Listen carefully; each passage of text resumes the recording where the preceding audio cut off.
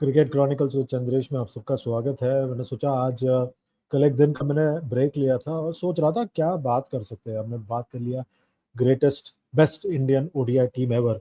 अब मैं सोच रहा था कि अब चूंकि भारत ने चैंपियंस ट्रॉफी जीता है तो इस पे भी बात कर लेते कि भारत के बेस्ट ओडीआई कैप्टन कौन रहे हैं। देखिए, ओडीआई कैप्टन को मापना बस यही है कि आप ये देखें कि वो वर्ल्ड इवेंट्स क्या जीते हैं, वर्ल्ड इवेंट्स में क्या परफॉर्मेंस किया है और वर्ल्ड इवेंट्स में उनका मतलब स्टैंडर्ड क्या रहा है। तो उस लिहाज से देखा जाए तो मतलब तीन चार ही कैप्टन रहे हैं जो भारत के, जिन्होंने वर्ल्ड इवेंट्स में बहुत कमाल किया है। उसमें कपिल देव आ जाते हैं जो 1983 का जो वर्ल्ड कप जीता था उन्होंने। माफ़ कीजिए, कपिल देव की अगर बात करें, 1983 का वर्ल्ड कप ये यूनिक टूर्नामेंट था क्योंकि किसी ने उम्मीद नहीं की थी कि भारत यहाँ पे आके टूर्नामेंट जीतेगा। और जिस तरह से कपिल देव की टीम ने प्रदर्शन किया सबको हैरान परेशान, और सब लोग मतलब सोचते रह गए कि आखिर ये कैसे हो गया, कैसे भारत जीत गया, क्योंकि किसी ने उम्मीद नहीं की थी कि भारत ये टूर्नामेंट जीतेगा और वर्ल्ड चैंपियन बनेगा वनडे क्रिकेट में। और इसीलिए कपिल देव को हमेशा याद रखा जाता है 1983 को वर्ल्ड कप जीतने के लिए।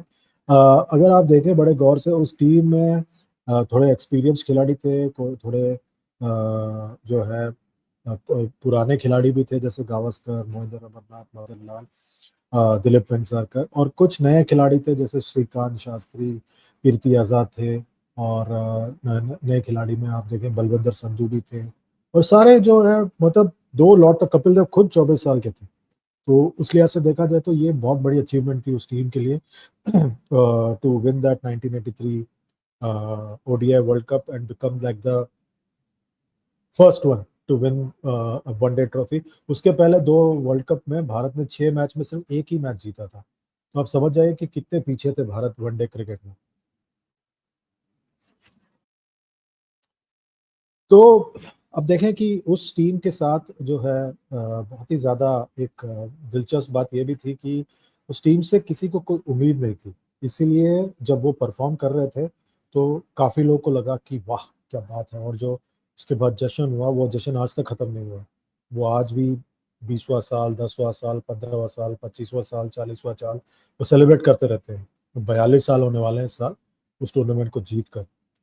तो ये टीम जो है, जो कपिल देव की कप्तानी में जो टीम जीती थी, तो आई थिंक दैट वो तो सबको याद रहेगा। Kapil Dev that's why is regarded as one of the greatest ever. मतलब क्रिकेट खिलाड़ी के तौर पे तो ग्रेटेस्ट एवर ऑलराउंडर है भारत के। अगर आप विनू मांकड़ को के बाद अगर किसी की बात करें तो Kapil Dev becomes the greatest ever one day, greatest ever allrounder that India has produced. पर जिस तरह से उन्होंने कप्तानी की, मतलब एक नो होप सिचुएशन में जाकर टीम को जिताया, 175 नॉट आउट का पारी खेला उन्होंने जिम्बाब्वे के खिलाफ, और वहां से टीम जो है पहले मुकाबले में वेस्ट इंडीज को हराते हैं, फिर बाद में हारते हैं थोड़ी मुकाबले, फिर जीतते हैं, फिर बाद में एंड में जाकर वो बन जाते हैं वर्ल्ड चैंपियन। तो वो हमेशा याद रहेगा।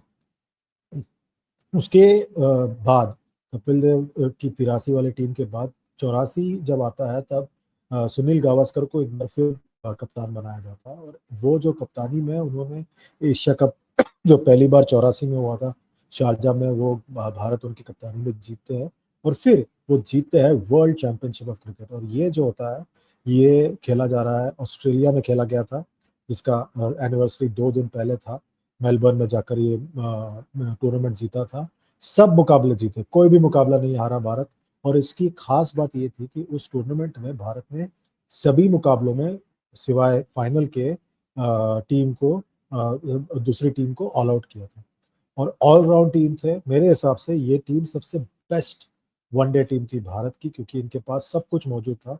उनके पास कपिल देव था, उनके पास रॉजर बिन्नी थे, मदन लाल जैसे ऑलराउंडर थे, जिमी अमरनाथ जैसे ऑलराउंडर थे, लक्ष्मण शिवरामा कृष्णन जैसे एक लेग स्पिनर थे, रवि शास्त्री जैसे लेफ्ट आर्म स्पिनर थे, चेतन शर्मा जैसा एक बैकअप फास्ट बॉलर था। रिजर्व में जो है आपके पास जो है अशोक मल्होत्रा जैसे बल्लेबाज थे। और मेरे हिसाब से उस टीम में अशोक मल्होत्रा की जगह पे संदीप पाटिल को होना चाहिए था, और मनोज प्रभाकर जैसे एक रिजर्व मीडियम पेसर भी थे, वो भी ऑलराउंडर थे। और बल्लेबाजी में देखिए शास्त्री ओपन कर रहे थे उस टूर्नामेंट में, गावस्कर ने नीचे आने का फैसला किया।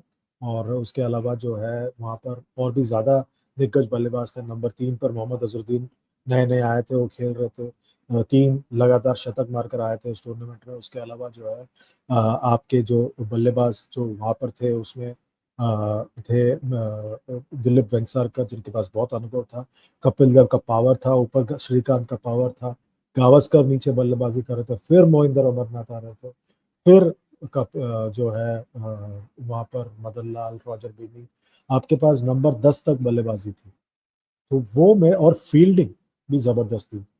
इस सब को मैनेज करने के लिए एक जो कप्तान था वो था सुनील गावस्कर। जिस तरह से इस बंदे ने कप्तानी की, मजा आ गया था उस टूर्नामेंट में। मतलब प्लॉट किया पूरे टूर्नामेंट को उन्होंने अपनी कप्तानी के साथ, इसलिए वो हमेशा एक श्रूड कप्तान के तौर पर देखे गए हैं इंडियन क्रिकेट के कॉन्टेक्स्ट में। तो वो मेरे ख्याल से अगले कंटेंडर है for the best ODI captain ever India की अगर बात करें। फिर एक काफी हद तक एक अकाल सा पड़ गया था, क्योंकि उसके बाद जो है 87 में वर्ल्ड कप में भारत सेमीफाइनल में हार जाते हैं कपिल देव की कप्तानी में। और उसके बाद जो है अकाल पड़ जाता है, क्योंकि कपिल देव के बाद वेंगसरकर, शास्त्री, श्रीकांत कप्तान बनते हैं। फिर एक ठहराव आता है जब अजरुद्दीन कप्तान बनते हैं, 90 के पूरे दशक में कप्तान बनते हैं। 92 का वर्ल्ड कप सेमीफाइनल नहीं पहुंचते हैं, 96 के वर्ल्ड कप में सेमीफाइनल में हार जाते हैं, 99 में सेमीफाइनल में नहीं पहुंचते, बीच में कभी कभार जो है तेंदुलकर ने भी कप्तानी की, थोड़ी बहुत अजय जडेजा ने कप्तानी की, पर वो बात, वो कंसिस्टेंसी नहीं थी जो जरूर। बीच में भारत ने 93 में हीरो कप जीता था, घर पे जीता था।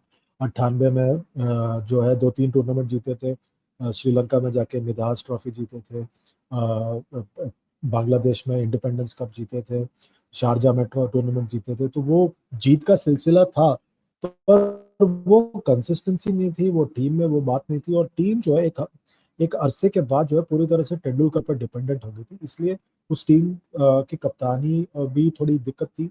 और इसलिए वो अजरुद्दीन को वनडे क्रिकेट में उतना ज़्यादा रेट नहीं किया जाता एज अ कप्तान। तो ये मेरे जो है ये मेरे लिए एक, I think this is a issue for me with regards to Mohammad Azharuddin.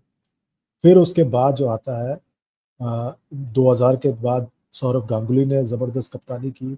2002 में भारत ने जॉइंट विनर बने चैंपियंस ट्रॉफी के श्रीलंका के साथ। 2 दिन लगातार फाइनल हुआ, बारिश के कारण खेल रुक गया था। उसके बाद जो है 2 दिन लगातार वो चैंपियन बने, पर 2003 के फाइनल में भी गए थे, वहां पर जाके हार गए। तो वो भी एक कंटेंडर हो सकते थे, पर यार ultimately the proof of the pudding is in championship. Championship तो काफी फाइनल्स में गए, proof of the pudding is in winning trophies, world trophies, जो एक चैंपियंस ट्रॉफी ही था सौरव गांगुली का। जो मेरे ख्याल से आप बोल सकते हो कि शायद वो आपके वो कंटेंडर हो सकते हैं कि सौरव गांगुली जो है वो चैंपियंस ट्रॉफी के जॉइंट विनर बने थे। तो उस लिहाज से देखा जाए तो then he is like he could be considered as a contender. आप क्या मानते हैं? मुझे आपसे जानना है कि आप किस तरह से इस बात को देखते हैं कि क्या सौरव गांगुली को आप एक कंटेंडर के तौर पे देखते हैं या नहीं देखते? इंटरेस्टिंग होगा जानना कि आपकी क्या राय है इस मामले में, कि क्या सौरव गांगुली आपके लिए वो कंटेंडर बनते हैं? क्योंकि अगर आप बड़े गौर से देखें तो सौरव गांगुली की टीम ने काफ़ी जो इवेंट्स के फाइनल में खेला था, काफ़ी इवेंट्स, मतलब ट्रायंगुलर सीरीज और काफ़ी कुछ खेला था। पर जब वो वर्ल्ड इवेंट्स की बात है तो सिर्फ एक चैंपियंस ट्रॉफी 2002, जहाँ पे वो they became like a contender and they manage to win, मतलब जॉइंट होल्डर थे श्रीलंका के साथ। 2003 के फाइनल में फौरन बाद हुआ था, 2003 के फाइनल में जाके हारे हुए। तो वो भी एक कंटेंडर हो सकता है। उसके अलावा जो है, मतलब राहुल द्रविड़ की कप्तानी में भारत ने लगातार बायलैटरल क्रिकेट में 15 या 16 चेजेस किए, पर वो कभी भी उनको जो है मतलब उस तरह से रेट नहीं किया जाता था। मैं मानता हूँ कि राहुल द्रविड़, विराट कोहली, ये सब टेस्ट क्रिकेट के लिए सबसे बेहतरीन कप्तान थे भारत के। तो उस लिहाज से देखा जाए तो Bharat was very lucky because इनके पास आपके ऐसे कप्तान भी आए। फिर कुंबले बने टेस्ट कप्तान, तो वो एक गैप था। फिर आए बाहुबली, जिनका नाम है महेंद्र सिंह धोनी। महेंद्र सिंह धोनी जो है, जब वो कप्तान बने तब भारत की क्रिकेट थोड़ी नीचे जा रही थी वाइड बॉल क्रिकेट में।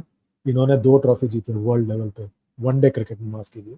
T20 वर्ल्ड कप तो जीता ही, मैं सिर्फ वनडे क्रिकेट की बात कर रहा हूँ। वनडे क्रिकेट की जहाँ तक बात है, मेरे हिसाब से, मैं जहाँ तक मानता हूँ, वनडे में महेंद्र सिंह धोनी भारत के बेस्ट ओडीआई कप्तान रहे हैं, क्योंकि 2 वाइट बॉल वनडे टूर्नामेंट जीता है, 2011 का ओडीआई वर्ल्ड कप और 2013 का चैंपियंस ट्रॉफी। इसलिए ये मेरे हिसाब से भारत के बेस्ट ओडीआई कप्तान रहे हैं अभी तक। उनके टीम को रिसोर्सेज मैनेज करना, जो कम रिसोर्स के साथ टीम को कैसे चलाना वनडे क्रिकेट में, वो भली बात ही जानते हैं। T20 क्रिकेट में उतना नहीं, वनडे क्रिकेट में जबरदस्त जबरदस्त कप्तान थे। टेस्ट क्रिकेट में तो बिल्कुल भी नहीं, पर वनडे क्रिकेट में इनसे बेहतर कप्तान भारत ने आज तक नहीं दिखा, इसलिए इनको इतना, इनकी तूती बोलती है इतना ज्यादा। आप क्या मानते हैं, बताइए मुझे कमेंट्स में। फिर आते हैं मेरे आखिरी कंटेंडर के पास, जिनका नाम है रोहित शर्मा। 2023 के ओडीआई वर्ल्ड कप के फाइनल में पहुंचे थे और वहां पे जाके हारे। और 2025 की चैंपियंस ट्रॉफी में अनडिफीटेड जीतना, वन और फिर एक बार वनडे क्रिकेट में परचम लहराना भारत का, लाजवाब। I think he is one of the top contenders for the ODI, best ODI captain ever for India.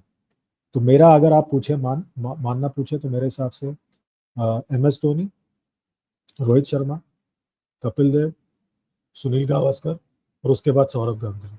ये है मेरे टॉप 5। टॉप पे है MS धोनी, फिर रोहित शर्मा, फिर कपिल देव, गावस्कर और सौरव गांगुली, वनडे क्रिकेट के हिसाब से वर्ल्ड ट्रॉफीज जीते हैं जिन्होंने, जिसकी वजह से मैं बात कर रहा हूँ। आपको क्या मानना है, वीडियो के नीचे कमेंट कीजिए और बताइए आपका चॉइस क्या है for the best ODI captain ever that India has had. मैं आपकी राय जानना चाहता हूँ, क्योंकि आपकी राय सबसे ज्यादा इंपॉर्टेंट है। वीडियो के नीचे कमेंट कीजिए, लाइक कीजिए, शेयर कीजिए, सब्सक्राइब कीजिए और नोटिफिकेशन की बेल दबाइए। इसी तरह चैनल को सपोर्ट करते रहिए।